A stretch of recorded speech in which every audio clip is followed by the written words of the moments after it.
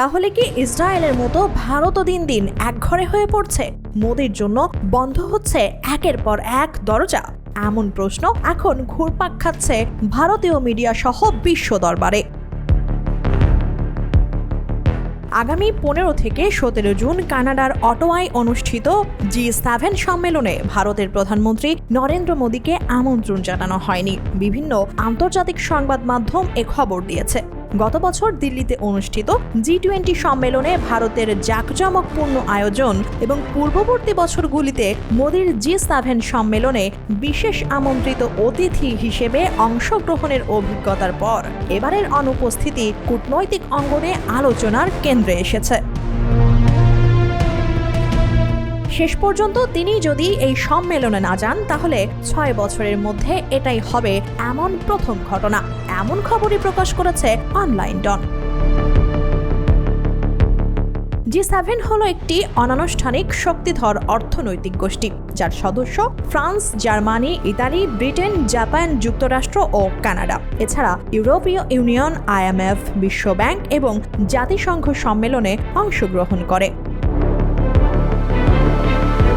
ভারতীয় সংবাদ মাধ্যম ইন্ডিয়া টুডে জানিয়েছে, দক্ষিণ আফ্রিকা, ইউক্রেন এবং অস্ট্রেলিয়া ইতিমধ্যেই কানাডার আমন্ত্রণ গ্রহণ করেছে, কিন্তু মোদির অংশগ্রহণ নিয়ে এখনও অনিশ্চয়তা রয়েছে। রিপোর্টে বলা হয়েছে, ভারত সরকার এখনো পর্যন্ত কোনো আনুষ্ঠানিক আমন্ত্রণ পায়নি।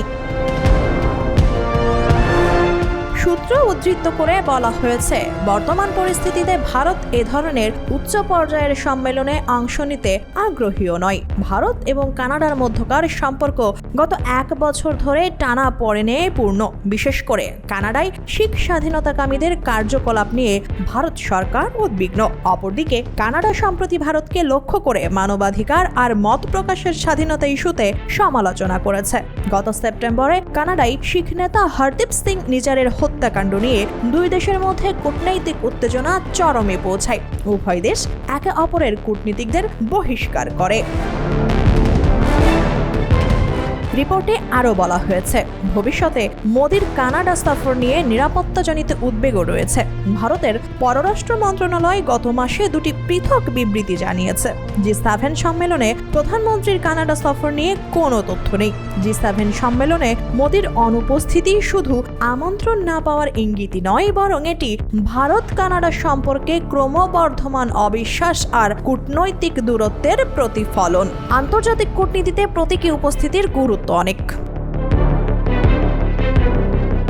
অতীতে মোদির গ্লোবাল নেতৃত্বের অবস্থান এবং G7 এর বাইরে থেকেও বিশেষ আমন্ত্রিত হিসেবে অংশগ্রহণ প্রমাণ করে ভারতের ক্রমবর্ধমান ভূরাজনৈতিক অবস্থান। সেই দৃষ্টিকোণ থেকে এবারের অনুপস্থিতি চোখে পড়ার মতো। বিশেষজ্ঞরা বলছেন, এই সিদ্ধান্ত কানাডার তরফে কৌশলগত বার্তা হতে পারে, যা ভারতের সাথে সম্পর্ক স্বাভাবিক না হওয়া পর্যন্ত সীমিত সহযোগিতা চালিয়ে যাওয়ার ইঙ্গিত। গত বছর দিল্লিতে G20 শীর্ষ সম্মেলন আয়োজনের পর নরেন্দ্র মোদী অভ্যন্তরীণ রাজনীতিতে সুবিধা পেতে সেই অর্জন বেশ ফলাও করে প্রচার করেন। এরপর গত 5 বছর G7 শীর্ষ সম্মেলনে বিশেষ আমন্ত্রিত হিসেবে উপস্থিত থেকেছেন তিনি, কিন্তু এবার সম্ভবত বিষয়টি ব্যতিক্রমী হতে চলছে। 6 বছরের মধ্যে এই প্রথমবার এমন পরিস্থিতি তৈরি হয়েছে। পর্যবেক্ষকরা বলছেন, ভারত ও কানাডার মধ্যে চলমান শীতল সম্পর্কের ইঙ্গিত এটি। ভারতীয় সংবাদ মাধ্যম ইন্ডিয়া টুডে জানায়, কানাডার প্রধানমন্ত্রী মার্ক কার্নির নেতৃত্বে এবছরের G7 শীর্ষ সম্মেলন আগামী 15 থেকে 17 জুন আলবার্টার কানানাস্কিস রিসর্টে অনুষ্ঠিত হওয়ার কথা রয়েছে। সেক্ষেত্রে শুধু আমন্ত্রণ না জানানো নয়, এখনও দুই দেশের সম্পর্কের উন্নতির জন্য প্রয়োজনীয় পরিবেশও তৈরি হয়নি, যে কারণে মোদির উপস্থিতি অনিশ্চিত। 2019 সাল থেকে ফ্রান্স, যুক্তরাজ্য, জার্মানি, জাপান, ইতালি ভারতের ক্রমবর্ধমান অর্থনৈতিক গুরুত্ব আর বৈশ্বিক চ্যালেঞ্জ মোকাবিলায় ভূমিকার স্বীকৃতি স্বরূপ G7 শীর্ষ সম্মেলনের আউটরিচ সেশনে ভারতীয় প্রধানমন্ত্রীকে আমন্ত্রণ জানিয়ে আসছে। সূত্রগুলো আরও জানায়, উভয় দেশের রাজধানীতে হাই কমিশনার নিয়োগের মাধ্যমে ভারত ও কানাডা সম্পর্ক উন্নয়নের দিকে প্রথম পদক্ষেপ নিতে পারে। নির্ঝর হত্যাকাণ্ডের তদন্তে ভারতের রাষ্ট্রদূত এবং আরও 5 জন কূটনীতিককে সন্দেহভাজন ব্যক্তি হিসেবে চিহ্নিত করার পর ভারত গত বছর দূতকে প্রত্যাহার করে নেওয়ার পর থেকে এই পদশূন্য। অটোয়ার ওপর খালিস্তানপন্থী এবং ভারত বিরোধী গোষ্ঠীগুলোর পক্ষ থেকেও নরেন্দ্র মোদীকে আমন্ত্রণ না জানানোর জন্য চাপ রয়েছে। এই বিষয়ে প্রকাশ্যে মতামত প্রকাশ করা হয়েছে এবং বিচ্ছিন্নতাবাদী গোষ্ঠী six for justice Narendra Modi কানাডায় এলে বিক্ষোভের পরিকল্পনা করেছে।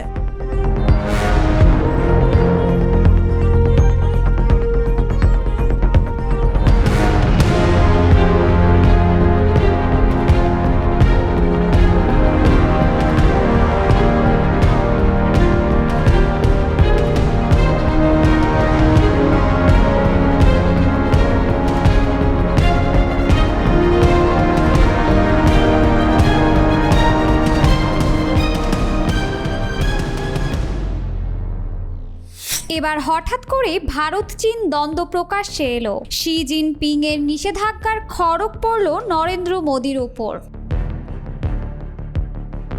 ভারত পাকিস্তান জল চুক্তি ঘিরে চরম উত্তেজনার মধ্যে এবার নতুন মাত্রা যোগ করেছে চীনের পরোক্ষ হুমকি। ব্রহ্মপুত্র নদীর পানির প্রবাহ কমিয়ে দেওয়ার ইঙ্গিত মিলতেই মুখ খুলেছেন আসামের মুখ্যমন্ত্রী হিমন্ত বিশ্ব শর্মা।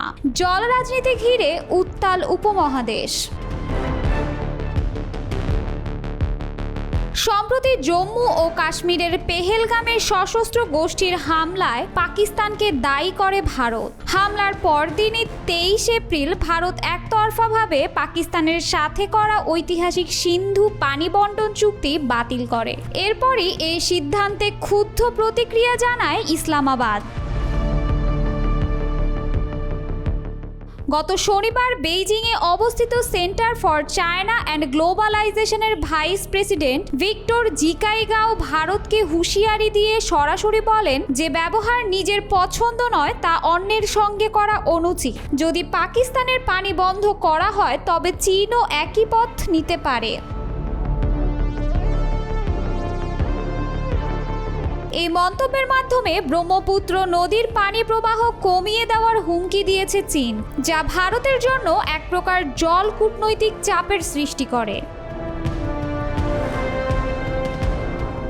চীনের এই মন্তব্যকে সমর্থন জানিয়ে পাকিস্তানের প্রধানমন্ত্রী শাহবাজ শরীফের ঘনিষ্ঠ সহযোগী রানা ইহসান আফজল বলেন, যেভাবে ভারত সিন্ধু চুক্তি স্থগিত করেছে তেমন চীনও তার নদী প্রবাহে হ্রাস টানতে পারে।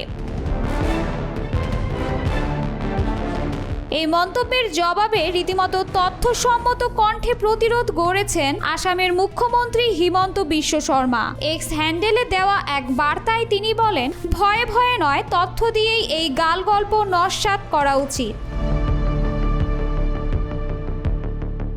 হিমন্ত জানান, ব্রহ্মপুত্র নদীর পানি প্রবাহের 65 থেকে 75% ভারতের ভৌগোলিক ও মৌসুমী বৃষ্টির অবদান। তিনি বলেন, চীন ভারত সীমান্তে টিউটিং অঞ্চলে প্রতি সেকেন্ডে 2 থেকে 3 হাজার কিউবিক মিটার পানি প্রবাহিত হয়, কিন্তু ভারতের অরুণাচল ও আসামে প্রবেশ করার পর বর্ষায় সেই প্রবাহ বেড়ে দাঁড়ায় 15 থেকে 20 হাজার কিউবিক মিটার প্রতি সেকেন্ডে। তিনি আরও বলেন, চীন যদি পানি আটকে দেয় তাহলে তা ভারতের উপকারে আসবে, কারণ এতে আর বন্যা হবে না, মানুষ বাস্তুচ্যুত হবে না, সম্পদের ক্ষয়ক্ষতি ঘটবে না। হিমন্ত মনে করিয়ে দেন, ব্রহ্মপুত্র শুধু একটি উৎসে নির্ভরশীল নয়, এর প্রাণশক্তি ভারতীয় ভৌগোলিক অবস্থা, মৌসুমী বৃষ্টি এবং ভারতীয় সভ্যতার উপরই নির্ভর করে। সিন্ধু চুক্তি, ব্রহ্মপুত্র নদী আর আন্তর্জাতিক কূটনীতির এই জটিল সমীকরণে এখন অনেক কিছুই নির্ভর করছে যুক্তরাষ্ট্র, চীন ও দক্ষিণ এশিয়ার দীর্ঘমেয়াদী স্থিতিশীলতার উপর। একপাক্ষিক চাপ বা হুমকি নয়, প্রয়োজন বাস্তবতা মেনে কূটনৈতিক বুদ্ধিমত্তার পরিচয়। এই জলের রাজনীতি এখন শুধু ভূরাজনীতিই নয়, প্রাকৃতিক ভারসাম্য ও মানুষের জীবিকার সঙ্গেও ওতপ্রোতভাবে জড়িত। সামনে কি অপেক্ষা করছে তা দেখতে এখন কেবল সময়ের অপেক্ষা। ইরান সবসময়ই বলে আসছে ট্রাম্প আর নেতানিয়াহুকে বিশ্বাস করার মতো জায়গায় তারা নেই। প্রায় দশক ধরে চলা নিষেধাজ্ঞায় ইরানের অর্থনীতি অনেকবারই ভেঙে পড়েছে। ফলে নতুন করে ট্রাম্পকে বিশ্বাস করে আর ঠকতে চায় না আয়াতুল্লাহ আলী খামেনি। বরং চুক্তি না হলে আশু যুদ্ধের প্রস্তুতি নিয়ে রাখাই শ্রেয়। একাধিক মিডিয়ার খবর অনুযায়ী এমনটাই ভাবছে তেহরান। ইরান ও যুক্তরাষ্ট্রের মধ্যকার বহু প্রতীক্ষিত পারমাণবিক চুক্তি নিয়ে আলোচনার টেবিল যত এগোচ্ছে ততই বাড়ছে কূটনৈতিক ধোঁয়াশা। প্রায় 7 সপ্তাহ ধরে চলা বৈঠকের পরও তেহরান চুক্তির খসড়া প্রস্তাবকে অস্পষ্ট এবং নিষেধাজ্ঞা প্রত্যাহারের প্রক্রিয়া সম্পর্কে অনিশ্চিত বলে মন্তব্য করেছে। অন্যদিকে যুক্তরাষ্ট্র শান্তিপূর্ণ উদ্দেশ্য নিশ্চিতের বিনিময়ে চুক্তি বাস্তবায়নে আগ্রহী। তবে দুই পক্ষের দ্বন্দ্বপূর্ণ অবস্থান ইঙ্গিত দিচ্ছে এই চুক্তির ভবিষ্যৎ এখনও ঝুলে আছে।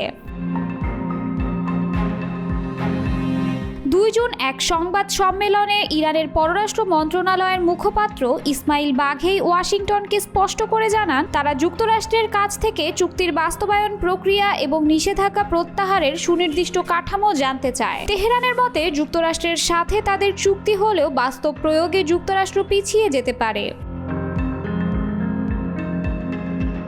2018 সালে প্রেসিডেন্ট ডোনাল্ড ট্রাম্পের আমলে যুক্তরাষ্ট্র একতরফাভাবে 2015 সালের joint comprehensive plan of action থেকে বেরিয়ে আসায় ইরানের মধ্যে সেই আস্থার সংকট এখনও কাটেনি। ট্রাম্প প্রশাসনের সেই সিদ্ধান্ত ইরানের অর্থনীতিকে ভেঙে দেয়, কারণ তখনই পুনর্বহাল হয় নিষেধাজ্ঞা এবং আন্তর্জাতিক ব্যাংকিং লেনদেন সীমিত হয়ে পড়ে। তবে যুক্তরাষ্ট্র এখনও বিশ্বাস করে যে ইরান যদি শান্তিপূর্ণ উদ্দেশ্যে পারমাণবিক কর্মসূচি চালায় তবে তাদের সঙ্গে একটি স্থিতিশীল ও দীর্ঘমেয়াদী সমঝোতা সম্ভব। মার্কিন মধ্যপ্রাচ্য বিষয়ক প্রতিনিধি স্টিভ উইটকফ সম্প্রতি জানান, ইউরেনিয়াম সমৃদ্ধকরণ ইস্যুতে প্রেসিডেন্ট ট্রাম্প এখনও কঠোর অবস্থানে আছেন এবং 60% পর্যন্ত মজুদকে রেড লাইন হিসেবে দেখছেন। জাতিসংঘের ফাঁস হওয়া প্রতিবেদন অনুসারে ইরান বর্তমানে প্রায় 60% মাত্রায় ইউরেনিয়াম মজুদ করেছে, যা পারমাণবিক অস্ত্র তৈরির জন্য প্রয়োজনীয় 90% থেকে কিছুটা কম হলেও শান্তিপূর্ণ পারমাণবিক জ্বালানির ক্ষেত্রে আদর্শ 3.67% মাত্রার অনেক বেশি। ইরান অভিযোগ করেছে জাতিসংঘের প্রতিবেদন পক্ষপাতিত হয়েছে এবং এটি আন্তর্জাতিক রাজনীতির অংশ। বাঘেই এক বক্তব্যে বলেন, জাতিসংঘকে একটি দেশের পক্ষ নিয়ে ইরানের বিরুদ্ধে ব্যবহারের চেষ্টা চলছে। তিনি কোনো দেশের নাম উল্লেখ না করলেও ইঙ্গিত ছিল যুক্তরাষ্ট্র ও তার পশ্চিমা মিত্রদের দিকে। এই আলোচনার একটি মৌলিক সমস্যা হচ্ছে আস্থার ঘাটতি। যুক্তরাষ্ট্র একাধিক প্রশাসনের মধ্যে পররাষ্ট্র নীতিকে ধারাবাহিকতা রক্ষা করতে না পারায় তেহরান এখন সরাসরি নিশ্চয়তা চায় শুধু ট্রাম্প প্রশাসন নয়, ভবিষ্যৎ মার্কিন প্রশাসনগুলোও যেন চুক্তি রক্ষা করে। তেহরান আবারও নিষেধাজ্ঞা প্রত্যাহার ছাড়া চুক্তিতে সম্মত হবে না বলে স্পষ্ট ইঙ্গিত দিচ্ছে, কারণ নিষেধাজ্ঞা শিথিল হলে তাদের তেল রপ্তানি ও বৈদেশিক মুদ্রা অর্জনের পথ উন্মুক্ত হবে, যা 1 দশকেরও বেশি সময় ধরে চলা অর্থনৈতিক সংকট থেকে উত্তরণে সহায়ক হবে। বিশেষজ্ঞরা আশঙ্কা করছেন, যদি আলোচনায় অচলাবস্থা দীর্ঘায়িত হয় এবং চুক্তি ভেস্তে যায় তাহলে মধ্যপ্রাচ্যে সামরিক উত্তেজনা বাড়তে পারে। ইসরায়েল ইতোমধ্যেই ইরানের পারমাণবিক স্থাপনাগুলোর বিরুদ্ধে হামলা হুমকি দিয়ে রেখেছে। ইরান চুক্তি থেকে সরে গেলে ইউরেনিয়াম সমৃদ্ধকরণ আরও বাড়তে পারে, যা একসময় পারমাণবিক অস্ত্র অর্জনের পক্ষে নিয়ে যেতে পারে এমন শঙ্কা পশ্চিমা গোয়েন্দাদের। সেই পরিস্থিতি শুধু মধ্যপ্রাচ্য নয়, গোটা বিশ্বের জন্যই বড় ধরনের নিরাপত্তা হুমকি হয়ে উঠতে পারে। বর্তমানে আলোচনা প্রক্রিয়া একদিকে যেমন আশার আলো দেখাচ্ছে, তেমনি আস্থাহীনতা ও রাজনৈতিক হিসাব নিকাশ এই আলোচনার সফল বাস্তবায়নে বড় বাধা হয়ে দাঁড়াচ্ছে। ইরান যুক্তরাষ্ট্র সম্পর্ক এখন এমন এক মোড়ে এসে দাঁড়িয়েছে যেখানে প্রত্যেকটি সিদ্ধান্ত হতে পারে ভবিষ্যতের নিরাপত্তা পরিস্থিতির নির্ধারক।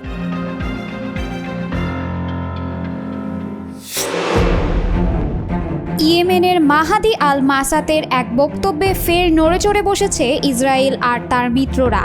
হুতির নতুন কৌশলে এবার ইসরায়েল থেকে মুখ ফিরিয়ে নিতে পারে বিদেশি বিনিয়োগকারীরা, এমন শঙ্কা তৈরি হয়েছে নেতানিয়াহু এবং তার মিত্রদের মাঝে। ইসরায়েলের বিরুদ্ধে চলমান ড্রোন ও ক্ষেপণাস্ত্র হামলার পেছনে গাজায় চলমান অভিযানকে কারণ হিসেবে তুলে ধরে বিদেশি বিনিয়োগকারীদের সতর্কতা জানিয়েছেন ইয়েমেনের সুপ্রিম পলিটিক্যাল কাউন্সিলের চেয়ারম্যান মাহাদি আল মাসাদ। 1 জুন ইয়েমেনের রাষ্ট্রীয় বার্তা সংস্থা সাবাতে প্রকাশিত এক বিবৃতিতে তিনি স্পষ্টভাবে বলেন, ইয়েমেনি সশস্ত্র বাহিনীর সাম্প্রতিক হামলাগুলো গাজার ইসরায়েলি বর্বরতার প্রত্যুত্তর। মাসাতের বক্তব্য আন্তর্জাতিক বিনিয়োগ বাজারে গুরুত্বপূর্ণ প্রভাব ফেলতে পারে বলে আশঙ্কা করছেন বিশ্লেষকরা। মাহাদি আল মাসাদ বলেছেন, ইসরায়েলের সক্রিয় সব কোম্পানি যেন পরিস্থিতির গুরুত্ব বুঝে দ্রুত পদক্ষেপ নেয়। পাশাপাশি হুঁশিয়ারি দেন, সতর্কতা সত্ত্বেও যদি কোনো কোম্পানি ইসরায়েলে তাদের কার্যক্রম চালিয়ে যাওয়ার সিদ্ধান্ত নেয়, তবে এর সমস্ত দায়িত্ব ও পরবর্তী ক্ষতির ভার তাদেরই নিতে হবে। মাহাদি আল মাসাদ এর বক্তব্যের অর্থ দাঁড়ায়, মধ্যপ্রাচ্যের এই উত্তপ্ত পরিস্থিতি শুধু কূটনৈতিক নয়, অর্থনৈতিক ক্ষেত্রেও বড় ধাক্কা তৈরি করতে পারে। বিশেষ করে বিদেশি বিনিয়োগ ও ব্যবসায়িক সম্পর্ক এখন এক ধরনের নিরাপত্তা ঝুঁকির মধ্যে রয়েছে। মাসাদ ইসরায়েলের প্রধানমন্ত্রী বেনিয়ামিন নেতানিয়াহুর প্রশাসনের কঠোর সমালোচনা করে বলেন, এই সরকার নিজের রাজনৈতিক স্বার্থ রক্ষা করতে গিয়ে বিনিয়োগকারীদের নিরাপত্তাকে উপেক্ষা করছে। তিনি আরও বলেন, যারা গাজায় বন্দীদের জীবন নিয়েও চিন্তিত নন, তারা বিদেশি কোম্পানির নিরাপত্তা নিশ্চিত করবেন এমন আশা করা ভিত্তিহীন। মাসাদ তার বক্তব্যে স্পষ্ট করেছেন যে ইয়েমেন ভবিষ্যতে আরও কঠোর পদক্ষেপ নিতে প্রস্তুত। সামরিক দিক থেকে এটি ইসরায়েলের বিরুদ্ধে আরও আক্রমণাত্মক নীতির ইঙ্গিত দিলেও অর্থনৈতিক দিক থেকে তা বহুজাতিক কোম্পানিগুলোর জন্য সরাসরি হুমকি হয়ে উঠতে পারে।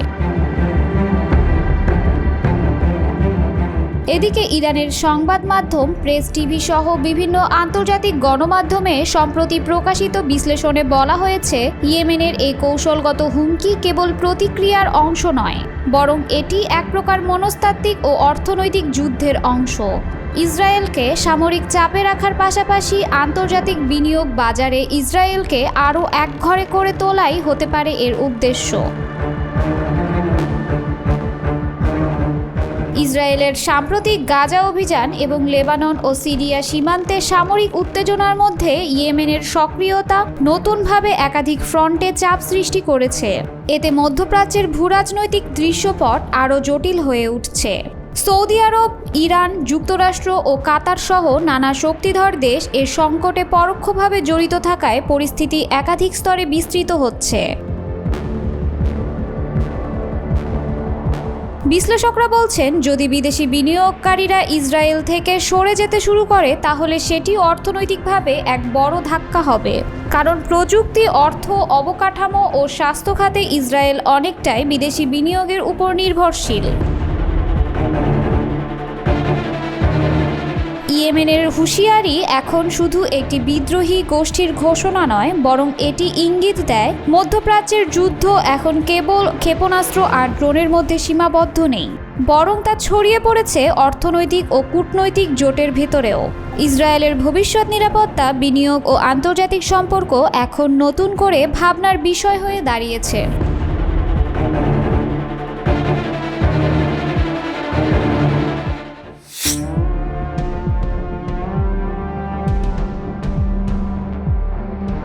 অপারেশন সিঁদুরের প্রায় 3 সপ্তাহ পর মুখ খুলেছেন ভারতের প্রধানমন্ত্রী নরেন্দ্র মোদী। আর মুখ খুলেই পাকিস্তানের উদ্দেশ্যে বাক্যবাণ ছুড়েছেন ভারত সরকার প্রধান।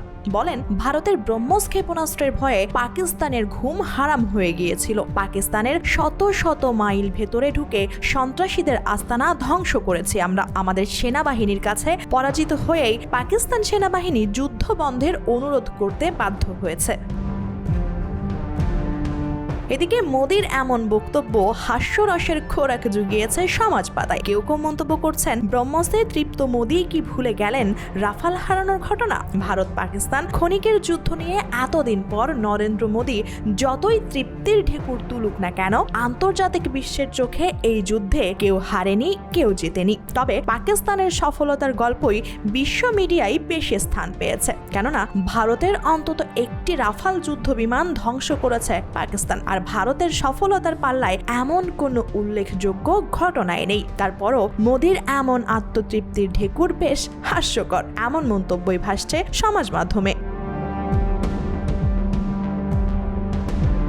ভারতীয় সংবাদ মাধ্যম এনডিটিভির এক প্রতিবেদনে বলা হয়েছে, কানপুরে প্রায় 50,000 কোটি রুপির একটি প্রকল্পের উদ্বোধনকালে সেনাবাহিনীর প্রশংসা করে এসব কথা বলেন মোদি তার বক্তৃতায় অপারেশন সিঁদুরকে ভারতের সামরিক শক্তি প্রদর্শনের উদাহরণ হিসেবে তুলে ধরেন। তিনি এই অভিযানের সাফল্যের পেছনে সেনাবাহিনীর পাশাপাশি ব্রহ্মোস ক্ষেপণাস্ত্রেরও প্রশংসা করেন। তিনি বলেন, এই ব্রহ্মোস ক্ষেপণাস্ত্রের ভয়ে পাকিস্তানের ঘুম হারাম হয়ে গিয়েছিল। অপারেশন সিঁদুরের এতদিন পর মোদির এমন মন্তব্যের কারণ হলো, আজারবাইজানের স্বাধীনতা দিবস উপলক্ষে আয়োজিত এক অনুষ্ঠানে গত 28 মে শাহবাজ শরীফ বলেন, ব্রহ্মোস সহ ভারতের অন্য ক্ষেপণাস্ত্রগুলো আঘাত হানার ঠিক আগ মুহূর্তে পাকিস্তান পাল্টা হামলার পরিকল্পনা করেছিল, কিন্তু তার আগেই ভারতের হামলায় পাকিস্তানের সামরিক বাহিনী অপ্রস্তুত হয়ে পড়ে। যদিও এর আগে গেল মে মাসের শুরুতে শাহবাজ শরীফ স্বীকার করেছিলেন, ভারতীয় ক্ষেপণাস্ত্রগুলো 10 তারিখ ভোরের দিকে পাকিস্তানের গুরুত্বপূর্ণ নূর খান বিমান ঘাঁটি এবং অন্যান্য এলাকায় আক্রমণ করে। ভারতের এই ক্ষেপণাস্ত্র হামলাগুলোই ছিল অপারেশন সিঁদুরের অংশ।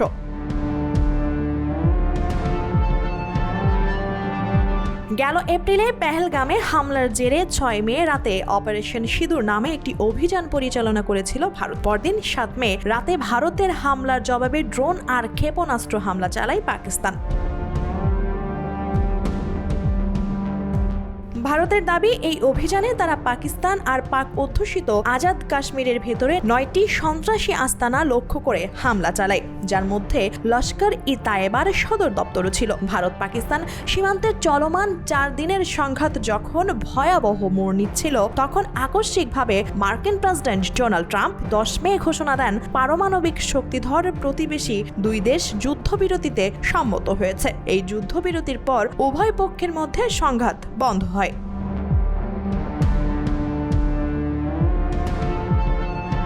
মূলত কাশ্মীর ইস্যু নিয়ে দীর্ঘদিনের অস্থিরতা গত 22 এপ্রিল ভারত নিয়ন্ত্রিত কাশ্মীরের পেহেলগামে এক ভয়াবহ সন্ত্রাসী হামলার পর নতুন করে মাথাচাড়া দিয়ে ওঠে। সেই হামলায় 25 পর্যটক এবং একজন স্থানীয় গাইড নিহত হন। একটি সশস্ত্র গোষ্ঠী হামলার দায় স্বীকার করলেও পরে তারা অস্বীকার করে। ভারত এই হামলার জন্য পাকিস্তানকে দায়ী করে, তবে ইসলামাবাদ এই অভিযোগ অস্বীকার করে। এরপর থেকে দেশ দুটি একের পর এক পদক্ষেপ নিতে শুরু করে। প্রথমে এটি কূটনীতিক পর্যায়ে থাকলেও দ্রুত সামরিক সংঘাতের দিকে মোড় নেয়।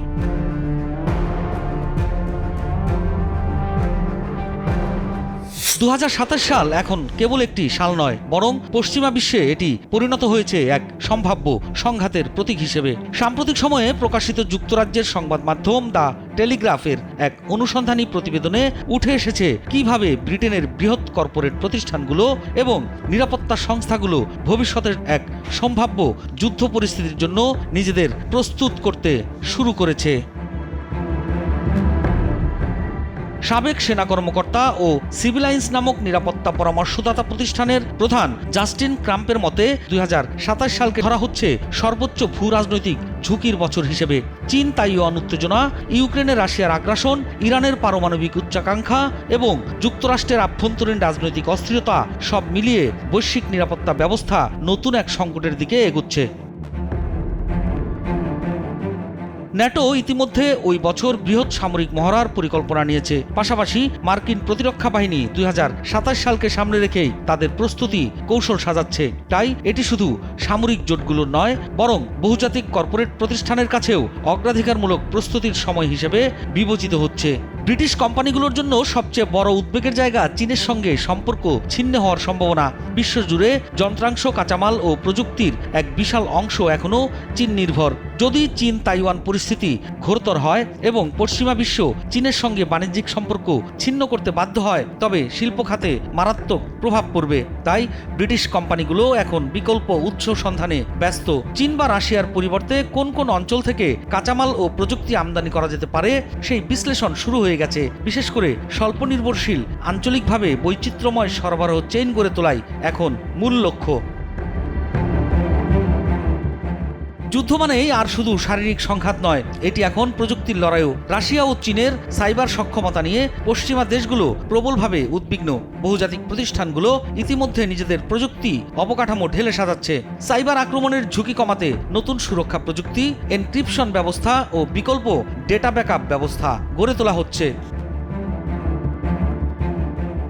এদিকে ব্রিটেনে হাজার হাজার রিজার্ভ সেনা ও সাবেক সামরিক কর্মী বেসরকারি খাতে কাজ করছেন। যুদ্ধ পরিস্থিতিতে তাদের ডেকে পাঠানো হলে কর্পোরেট খাতে কর্মী সংকট সৃষ্টি হতে পারে। তাই কোম্পানিগুলো এখন থেকেই চিহ্নিত করছে কোন কর্মীরা রিজার্ভ তালিকায় রয়েছেন এবং কোন পজিশনগুলোতে বিকল্প জনবল তৈরি রাখা প্রয়োজন। কর্পোরেট প্রস্তুতির পাশাপাশি সরকারের পক্ষ থেকেও নাগরিকদের প্রস্তুত থাকতে বলা হচ্ছে। 3 দিনের খাদ্য, পানি, ব্যাটারি, পাওয়ার ব্যাংক, রেডিও ইত্যাদি সংরক্ষণে উৎসাহ দেওয়া হচ্ছে। বড় প্রতিষ্ঠানগুলো কর্মীদের জন্য ওয়ার্ক ফ্রম হোম কিট প্রস্তুত করছে। রাশিয়া এখন পশ্চিমা জোটগুলোর সামনে একটি স্থায়ী চ্যালেঞ্জ। ইউক্রেনে আক্রমণ চালিয়ে মস্কো ইতিমধ্যে দেখিয়েছে কিভাবে তারা আন্তর্জাতিক নিয়ম ভেঙে ভূখণ্ড দখলে বিশ্বাসী। সাম্প্রতিক সময়ে বাল্টিক অঞ্চল থেকে শুরু করে আফ্রিকান প্রেক্ষাপট পর্যন্ত রাশিয়ার প্রভাব বিস্তারেও যুক্তরাজ্য ও তার মিত্রদের দুশ্চিন্তা বাড়িয়েছে। বিশ্লেষকরা বলছে, কর্পোরেট বিশ্ব এতদিন ধরে শান্তির বাস্তবতায় বড় হয়েছে, কিন্তু এখন তারা বুঝতে পারছে যুদ্ধ কেবল রাজনৈতিক বা সামরিক ইস্যু নয়, এটি সরবরাহ, প্রযুক্তি, জনবল ও অর্থনীতির প্রতিটি স্তরে আঘাত হানতে পারে। জাস্টিন ট্রাম্পের সতর্কবার্তা তাই শুধু এক সাবেক সেনা কর্মকর্তার কথাই নয়, এটি কর্পোরেট বিশ্বকে নতুন এক বাস্তবতায় জেগে ওঠার আহ্বানও বলা যায়।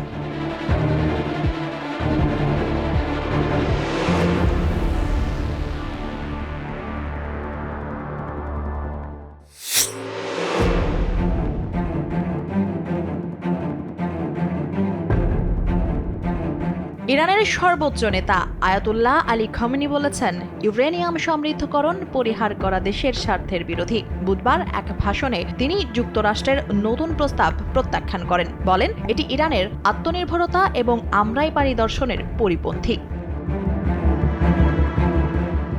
এমন এক সময়ে খামেনির এই বক্তব্য এলো যখন ওমানের মধ্যস্থতায় যুক্তরাষ্ট্র আর ইরানের মধ্যে 5 দফা আলোচনা শেষে ওয়াশিংটনের একটি নতুন পরমাণু চুক্তির প্রস্তাব পৌঁছেছে তেহরান। প্রস্তাবে ইরানের মাটিতে ইউরেনিয়াম সমৃদ্ধকরণ বন্ধ এবং মজুদ থাকা যাবতীয় সমৃদ্ধ ইউরেনিয়াম বিদেশে পাঠিয়ে দেওয়ার শর্ত রাখা হয়েছে।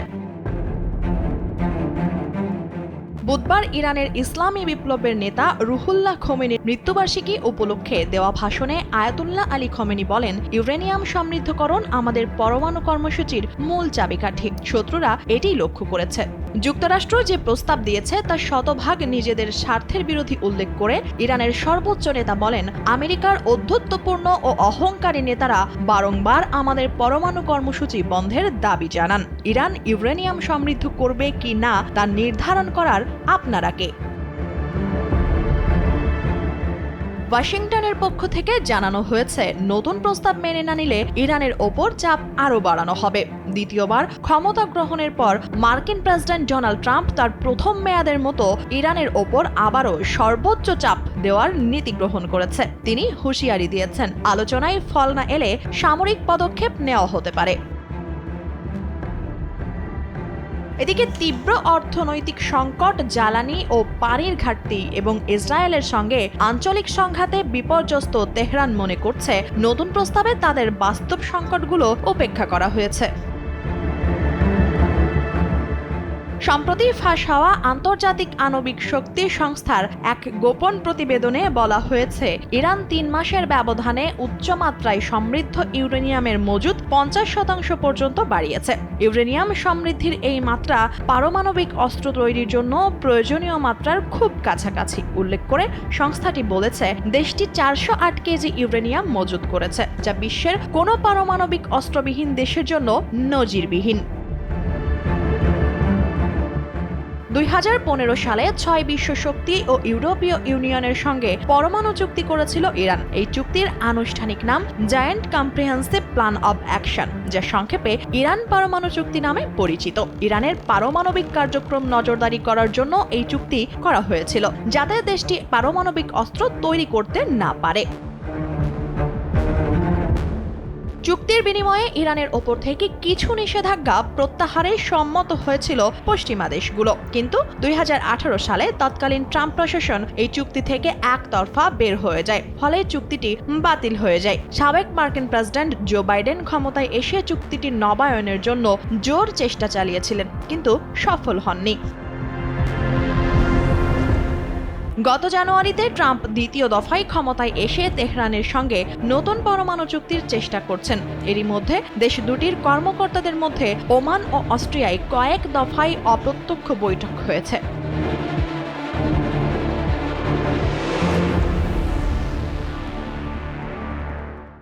মার্কিন যুক্তরাষ্ট্রের রাজনৈতিক অঙ্গনে আলোড়ন তুলেছে এক বিস্ফোরক মন্তব্য। বিশ্বের সবচেয়ে ধনী ব্যক্তি ইলন মাস্ক যুক্তরাষ্ট্রের প্রেসিডেন্ট ডোনাল্ড ট্রাম্পের নতুন কর ছাড় এবং ব্যয় সংক্রান্ত বিলকে জঘন্য বিভীষিকা হিসেবে আখ্যা দিয়েছেন। তার এই মন্তব্য শুধু নেট মাধ্যমেই নয়, প্রভাব ফেলেছে ওয়াশিংটনের কংগ্রেসেও।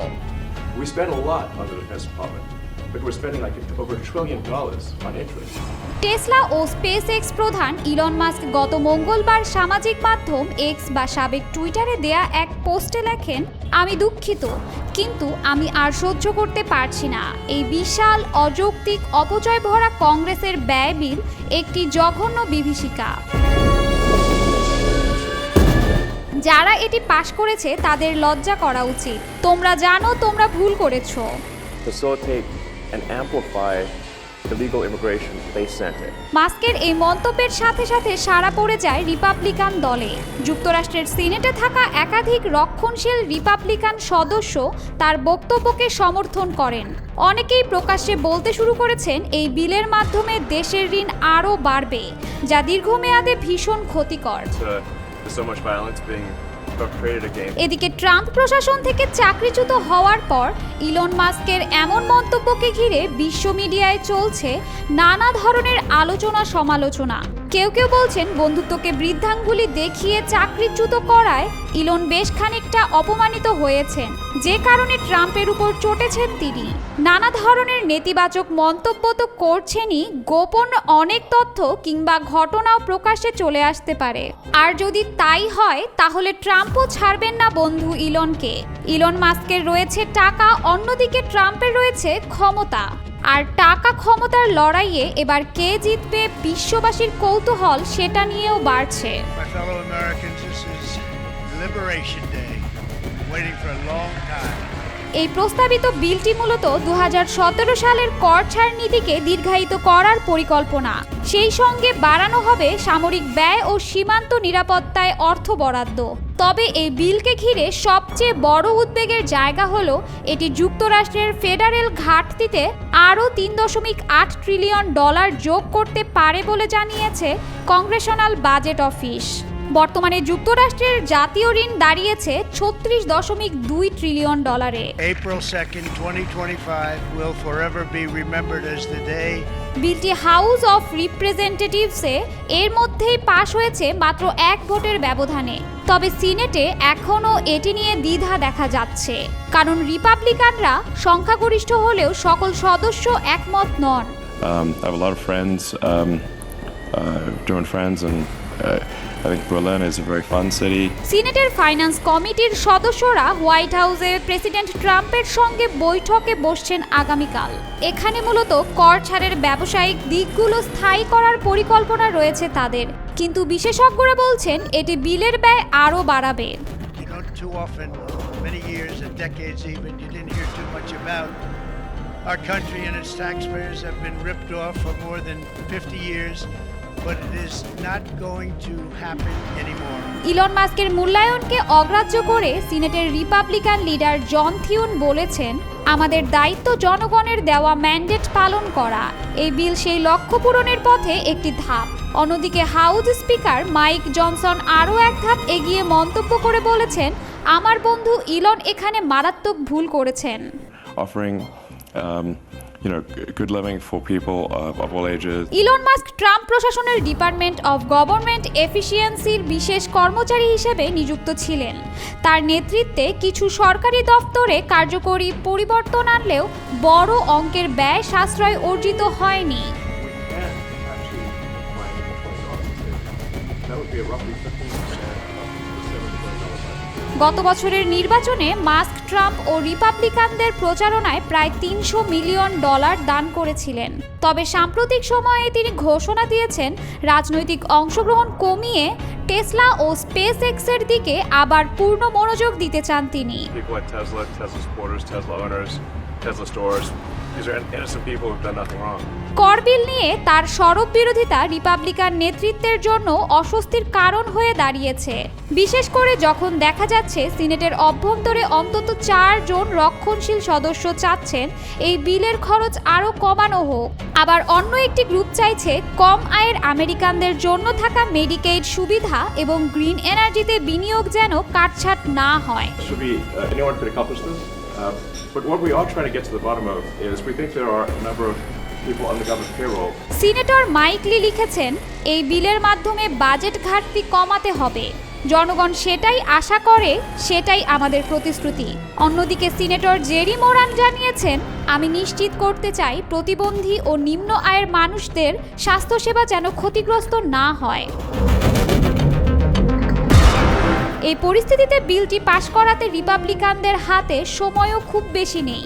4 জুলাইয়ের মধ্যে পাশ না হলে বিলটি আটকে যেতে পারে। এক্ষেত্রে শেষ ভরসা হয়ে দাঁড়াতে পারেন ভাইস প্রেসিডেন্ট জেডি ভ্যান্স, যিনি সমতা ভাঙার জন্য ভোট দিতে পারেন। তবে সবচেয়ে বড় প্রশ্ন হলো, মাস্কের প্রকাশ্য অবস্থান কি রিপাবলিকান দলকে নতুন করে ভাবাতে বাধ্য করবে? ট্রাম্পের প্রস্তাবিত ওয়ান বিগ বিউটিফুল বিল আদৌ কি তার নিজের দলের মধ্যেই গ্রহণযোগ্যতা পাচ্ছে? এর উত্তর মিলবে কংগ্রেসের আসন্ন ভোটে। কোনোভাবেই লোহিত সাগর নিয়ন্ত্রণে নিতে পারছে না ইসরায়েল, আর এই কারণে মিলিয়ন মিলিয়ন ডলার বাড়তি খরচ করে দিক পরিবর্তন করতে হচ্ছে ইসরায়েলের জাহাজগুলোকে। হুতিদের প্রতিরোধে কোনো ইসরায়েলি জাহাজ এখন লোহিত সাগর বা আরব সাগরে নির্বিঘ্নে পাড়ি দিতে পারছে না। লোহিত সাগর এবং আরব সাগরে একাধিক সাম্প্রতিক হামলায় একটি মার্কিন জাহাজ এবং 2টি ইসরায়েলিমুখী বাণিজ্যিক জাহাজকে লক্ষ্য করে হামলা করা হয়েছে বলে জানিয়েছে ইয়েমেন হুতি গোষ্ঠীর সামরিক মুখপাত্র ইয়াহিয়া সারি জানান, লোহিত সাগরে যুক্তরাষ্ট্রের একটি ডেস্ট্রয়ার লক্ষ্য করে ব্যালিস্টিক ক্ষেপণাস্ত্র নিক্ষেপ করা হয়। অন্যদিকে আরব সাগরে ক্যাপ্টেন প্যারিস নামের একটি জাহাজকে নেভাল মিসাইল দিয়ে এবং হ্যাপি কান্ডার নামের অপর একটি জাহাজে ড্রোন হামলা করা হয়। জানা যায় 2টি জাহাজে ইসরায়েল অধিকৃত বন্দরের উদ্দেশ্যে যাত্রা করেছিল। ইয়াহিয়া সারি আরও বলেন, ইসরায়েলের ওপর আগ্রাসন আর গাজা অবরোধ বন্ধ না হওয়া পর্যন্ত ইসরায়েল সংযুক্ত শিপিং লাইনগুলোতে আমাদের আক্রমণ অব্যাহত থাকবে। তিনি মার্কিন যুক্তরাষ্ট্র ও যুক্তরাজ্যের সাম্প্রতিক যৌথ বিমান হামলার নিন্দা জানিয়ে বলেন, ইয়েমেনের ভূখণ্ড রক্ষার জন্য তাদের প্রতিরক্ষা বাহিনী আগ্রাসনের জবাব দিতে থাকবে। যুক্তরাষ্ট্র ও যুক্তরাজ্য দাবি করছে, আন্তর্জাতিক সমুদ্রপথে নিরাপত্তা রক্ষার জন্য তারা হুতি নিয়ন্ত্রিত এলাকায় হামলা চালাতে বাধ্য হচ্ছে। তবে হুতিদের দাবি 2023 সালের নভেম্বর থেকে তারা কেবল ইসরায়েলি অথবা ইসরায়েলমুখী বাণিজ্যিক জাহাজগুলোকেই লক্ষ্য করছে। এই ঘটনাগুলোর প্রেক্ষিতে আন্তর্জাতিক পর্যায়ে উদ্বেগ বাড়ছে। আন্তর্জাতিক সংবাদ মাধ্যম রয়টার্স, বিবিসি এবং আল জাজিরার তথ্য অনুযায়ী চলতি বছরের শুরু থেকেই হুতিদের হামলায় মধ্যপ্রাচ্যের সমুদ্রপথে বাণিজ্যিক জাহাজ চলাচল ব্যাহত হচ্ছে। এর ফলে বিশ্বব্যাপী সরবরাহ চেইনে প্রভাব পড়ছে, বিশেষত ইউরোপ এশিয়ার মধ্যকার বাণিজ্যিক রুটে। এই পরিস্থিতি অব্যাহত থাকলে ইসরায়েল গাজা যুদ্ধকে একটি বড় আঞ্চলিক সংঘাতে রূপান্তরিত করার আশঙ্কা তৈরি করছে, এমনটাই বলছেন নিরাপত্তা বিশ্লেষকরা। বিশেষ করে হুতি গোষ্ঠীর মতো আঞ্চলিক জোটগুলোর সক্রিয়তা ও ইরান সমর্থিত গোষ্ঠীগুলোর ভূমিকা নিয়ে পশ্চিমা দেশগুলোও এখন উদ্বিগ্ন। A lot of people would have been killed. হুতি গোষ্ঠীর চলমান সামুদ্রিক হামলা আন্তর্জাতিক রাজনৈতিক ও বাণিজ্যিক পরিমণ্ডলে এক নতুন চ্যালেঞ্জ হয়ে উঠেছে। গাজায় যুদ্ধ অবসানের দাবি এবং ইসরায়েলমুখী বাণিজ্যিক জাহাজগুলোকে লক্ষ্য করে পরিচালিত আক্রমণ পশ্চিমা শক্তিগুলোর মধ্যপ্রাচ্য নীতির ওপর চাপ সৃষ্টি করছে। বিশ্লেষকদের মতে এই সংকট নিরসনে কূটনৈতিক তৎপরতা না বাড়ালে এটি কেবল ইয়েমেন নয়, সমগ্র অঞ্চলকে দীর্ঘস্থায়ী নিরাপত্তা ও মানবিক সংকটের দিকে ঠেলে দিতে পারে।